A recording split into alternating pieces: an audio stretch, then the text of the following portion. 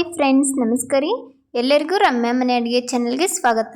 ನಾವು ಈ ವಿಡಿಯೋದಲ್ಲಿ ಹೊರಗಡೆ ಸಿಗುವಂಥ ತಂದೂರಿ ಚಿಕನ್ನ ಮನೆಯಲ್ಲೇ ಸುಲಭವಾಗಿ ಹೇಗೆ ಮಾಡ್ಕೋದು ಅಂತ ಹೇಳಿ ನೋಡೋಣ.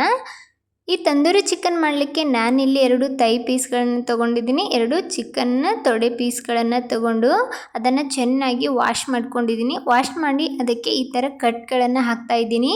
ಸ್ವಲ್ಪ ಡೀಪಾಗಿ ಕಟ್ಗಳನ್ನು ಹಾಕ್ಕೊಳ್ಳಿ, ಅಂದರೆ ಮಸಾಲೆ ಎಲ್ಲ ಚೆನ್ನಾಗಿ ಹಿಡಿಯುತ್ತೆ. ಡೀಪ್ ಕಟ್ ಹಾಕೋದ್ರಿಂದ ನೀವು ಬೇಕಾದರೆ ಅಲ್ಲೇ ಕಟ್ ಹಾಕೊಂಡು ತೊಗೊಂಡು ಬರ್ಬೋದು. ಚಿಕನ್ ತರುವಾಗಲೇ ಅದನ್ನು ಕಟ್ ಹಾಕಿಬಿಟ್ಟು ಅದಕ್ಕೇ ರುಚಿಗೆ ತಕ್ಕಷ್ಟು ಉಪ್ಪು, ಹಾಗೆ ಒಂದು ಸ್ವಲ್ಪ ಖಾರದ ಪುಡಿ, ಒಂದು ಸ್ವಲ್ಪ ಶುಂಠಿ ಬೆಳ್ಳುಳ್ಳಿನ ಪೇಸ್ಟ್ ಮಾಡಿ ಹಾಕ್ತಾಯಿದ್ದೀನಿ.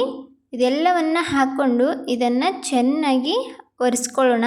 ಎಲ್ಲ ಕಡೆ ಚೆನ್ನಾಗಿ ಇದನ್ನು ಒರೆಸ್ಕೊಳ್ಳಿ. ಈ ಥರ ಮಾಡೋದ್ರಿಂದ ಅದು ಹಸಿ ಸ್ಮೆಲ್ ಏನಿರುತ್ತೆ ಚಿಕನ್ದು, ಅದು ಸ್ಮೆಲ್ ಇರೋದಿಲ್ಲ.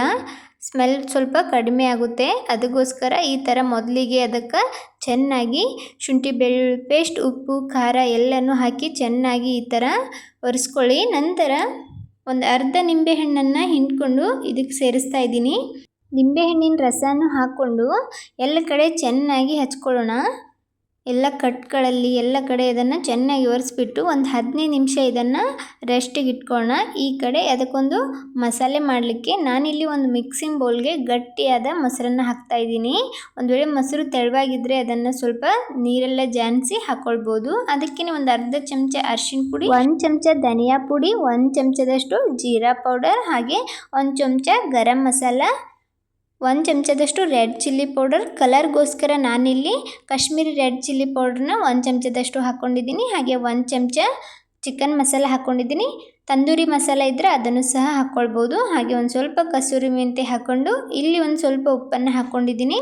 ಅಲ್ಲಿನೂ ಸ್ವಲ್ಪ ಉಪ್ಪನ್ನು ಹಾಕ್ಕೊಂಡಿದ್ದೆ, ಇಲ್ಲಿ ನೋಡಿ ಹಾಕ್ಕೊಳ್ಳಿ. 3-4 ಚಮಚದಷ್ಟು ಎಣ್ಣೆ ಹಾಕ್ಕೊಂಡಿದ್ದೀನಿ. ಹಾಗೆ ಒಂದು ಅರ್ಧ ಹೋಳಿನ ನಿಂಬೆ ರಸ ಸೇರಿಸ್ಕೊಂಡು ಇವಾಗ ಇದನ್ನು ಚೆನ್ನಾಗಿ ಮಿಕ್ಸ್ ಮಾಡ್ಕೊಳ್ಳೋಣ. ಆದಷ್ಟು ಮೊಸರನ್ನ ಗಟ್ಟಿಯಾಗಿರುತ್ತೆ ತಗೊಳ್ಳಿ, ತುಂಬ ತೆಳುವಾದ ಮೊಸರು ಬಳಸ್ಲಿಕ್ಕೆ ಹೋಗಬೇಡಿ. ಇದನ್ನು ಚೆನ್ನಾಗಿ ಮಿಕ್ಸ್ ಮಾಡ್ಕೊಳ್ಳಿ. ನೀವು ಬೇಕಾದರೆ ಫುಡ್ ಕಲರ್ ಸಹ ಯೂಸ್ ಮಾಡ್ಬೋದು. ಇವಾಗ ಇದನ್ನು ಚೆನ್ನಾಗಿ ಈ ಥರ ಕಲಿಸ್ಕೊಂಡಿದ್ದೀನಿ. ನೋಡ್ಬೋದು ಮಸಾಲ ರೆಡಿಯಾಗಿದೆ. ತಂದೂರಿ ಚಿಕನ್ ಮಸಾಲ ಇವಾಗ ರೆಡಿಯಾಗಿದೆ. ಈ ಕಡೆ ಚಿಕನ್ ಸಹ ಒಂದು 15 ನಿಮಿಷ ಏನು ಇಟ್ಟಿದ್ವಿ ಅದರ ನೀರನ್ನು ಜಾನಿಸಿ ನಾನು ಒಂದು ಸಪ್ರೇಟ್ ಪ್ಲೇಟಲ್ಲಿ ಇಟ್ಕೊಂಡಿದ್ದೀನಿ. ಇವಾಗ ಅದರ ಮೇಲ್ಗಡೆ ನಾವು ರೆಡಿ ಮಾಡಿರುವಂಥ ಎಲ್ಲ ಮಸಾಲನ ಹಾಕ್ಕೊಂಡು ಅದನ್ನು ಚೆನ್ನಾಗಿ ಎಲ್ಲ ಕಡೆ ಹತ್ತೋ ಹಾಗೆ ಹಚ್ಕೊಳ್ಳೋಣ. ಕಟ್ಗಳಲ್ಲಿ ಎಲ್ಲ ಕಡೆ ಮಸಾಲೆ ಚೆನ್ನಾಗಿ ಹಚ್ಕೊಳ್ಳಿ. ಇದಕ್ಕೋಸ್ಕರನೇ ಸ್ವಲ್ಪ ಕಟ್ಗಳನ್ನು ಡೀಪಾಗಿ ಹಾಕ್ಕೊಳ್ಬೇಕು. ಮಸಾಲೆ ಎಲ್ಲ ಚೆನ್ನಾಗಿ ಒಳಗಡೆ ಹಚ್ಚೋದ್ರಿಂದ ತಿನ್ನುವಾಗ ತುಂಬ ರುಚಿಕರವಾಗಿರುತ್ತೆ. ಅದಕ್ಕೋಸ್ಕರ ಎಲ್ಲ ಕಡೆ ಚೆನ್ನಾಗಿ ಮಸಾಲನ ಹಚ್ಕೊಳ್ಬೇಕು. ಹಿಂದ್ಗಡೆ ಮುಂದ್ಗಡೆ ಎಲ್ಲ ಕಡೆ ಈ ಥರ ಚೆನ್ನಾಗಿ ಅದನ್ನು ಹಚ್ಕೊಳ್ಳಿ. ನೋಡ್ಬೋದು ನಾನಿಲ್ಲಿ ಎಲ್ಲ ಕಡೆ ಮಸಾಲನ ಚೆನ್ನಾಗಿ ಹಚ್ಕೊಂಡಿದ್ದೀನಿ. ಇವಾಗ ಇದನ್ನು 1 ಗಂಟೆ ರೆಸ್ಟಿಗೆ ಇಟ್ಕೊಳ್ತಾ ಇದ್ದೀನಿ. ಟೈಮ್ ಇದ್ದರೆ ಇದನ್ನು ಒಂದು 4-5 ಗಂಟೆ ಆರಾಮಾಗಿ ರೆಸ್ಟಿಗೆ ಇಟ್ಕೊಳ್ಬೋದು. ತುಂಬ ಚೆನ್ನಾಗಿರುತ್ತೆ. ಎಷ್ಟೊತ್ತು ಇದನ್ನು ಬಿಡ್ತೀವೋ ತುಂಬ ರುಚಿಯಾಗಿರುತ್ತೆ. ನೋಡ್ಬೋದು 1 ಗಂಟೆ ಆದ ನಂತರ ನಿಮಗೆ ತೋರಿಸ್ತಾ ಇದ್ದೀನಿ. ಇವಾಗ ಈ ಕಡೆ ಒಂದು ಕಡಾಯಿ ಇಟ್ಕೊಂಡು ಕಡಾಯಿಗೆ ಒಂದು ಸ್ವಲ್ಪ ಬೆಣ್ಣೆನ ಹಚ್ತಾ ಇದ್ದೀನಿ. ಬೆಣ್ಣೆ ಇಲ್ಲ ಅಂದರೆ ಸ್ವಲ್ಪ ಎಣ್ಣೆನ ಹಚ್ಕೊಳ್ಬೋದು. ಜಾಸ್ತಿ ಏನು ಹಾಕಕ್ಕೆ ಹೋಗಬೇಡಿ, ಒಂದು ಸ್ವಲ್ಪ ಹಾಕಿದ್ರೆ ಸಾಕು. ಬೆಣ್ಣೆ ಹಚ್ಕೊಂಡು 1 ಪೀಸನ್ನು ಹಾಕ್ತಾ ಇದ್ದೀನಿ. ನಾನಿಲ್ಲಿ ಒಂದೊಂದೇ ಪೀಸನ್ನು ಬೇಯಿಸ್ಕೊತಾ ಇದ್ದೀನಿ. 2 ಪೀಸ್ ಹಾಕಲಿಕ್ಕೆ ಅಷ್ಟೊಂದು ದೊಡ್ಡ ಪಾತ್ರೆ ಇಲ್ಲ, ಅದಕ್ಕೋಸ್ಕರ ಒಂದೊಂದೇ ಹಾಕ್ಕೊಂಡು ಬೇಯಿಸ್ತಾ ಇದ್ದೀನಿ. 1 ಪೀಸನ್ನು ಇಟ್ಕೊಂಡು ಮುಚ್ಚಳ ಮುಚ್ಚಿ ಇದನ್ನು 4-5 ನಿಮಿಷ ಇದನ್ನು ಬೇಯಿಸ್ಕೊಳ್ಳೋಣ. ನೋಡ್ಬೋದು 4-5 ನಿಮಿಷ ಆದ ನಂತರ ತೋರಿಸ್ತಾ ಇದ್ದೀನಿ. ಒಂದು ಸೈಡ್ ಚೆನ್ನಾಗಿ ಬೆಂದಮೇಲೆ ಇದನ್ನು ಈ ಥರ ಉಲ್ಟಾ ಮಾಡಿ ಹಾಕ್ಕೊಂಡು ಇದನ್ನು ಸಹ ಒಂದು ಸ್ವಲ್ಪ ಹೊತ್ತು ಮುಚ್ಚಳ ಮುಚ್ಕೊಂಡು ಬೇಯಿಸ್ಕೋಬೇಕಾಗುತ್ತೆ. ಸೈಡಲ್ಲಿ ಏನು ಮಸಾಲ ಇರುತ್ತೆ ಅದಕ್ಕೆ ಮತ್ತೆ ನಾನು ಸ್ವಲ್ಪ ಮೇಲ್ಗಡೆ ಹಾಕ್ತಾ ಇದ್ದೀನಿ. ಮತ್ತೆ ಮುಚ್ಚಳ ಮುಚ್ಚಿಬಿಟ್ಟು ಮತ್ತೆ ಒಂದು 4-5 ನಿಮಿಷ ಇದನ್ನು ಬೇಯಿಸ್ಕೊಂಡಿದ್ದೀನಿ.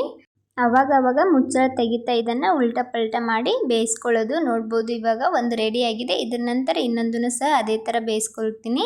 2 ಬೇಯಿಸ್ಕೊಂಡು ಇವಾಗ ಅದನ್ನು ರೋಸ್ಟ್ ಮಾಡ್ಕೊಳ್ಳೋಣ. ರೋಸ್ಟ್ ಮಾಡಲಿಕ್ಕೆ ನಾನು ಗ್ಯಾಸ್ ಮೇಲ್ಗಡೆ ಒಂದು ಜಾಲರಿ ಇಟ್ಕೊಂಡಿದ್ದೀನಿ. ಅದರ ಮೇಲ್ಗಡೆ ಈ ತೈ ಪೀಸ್ನ ಇಟ್ಕೊಂಡು 2 ಸೈಡ್ ಚೆನ್ನಾಗಿ ಉಲ್ಟಾ ಪಲ್ಟಾ ಮಾಡ್ಕೊಳ್ತಾ ಇದನ್ನು ಸುಟ್ಕೊಳ್ಬೇಕಾಗುತ್ತೆ.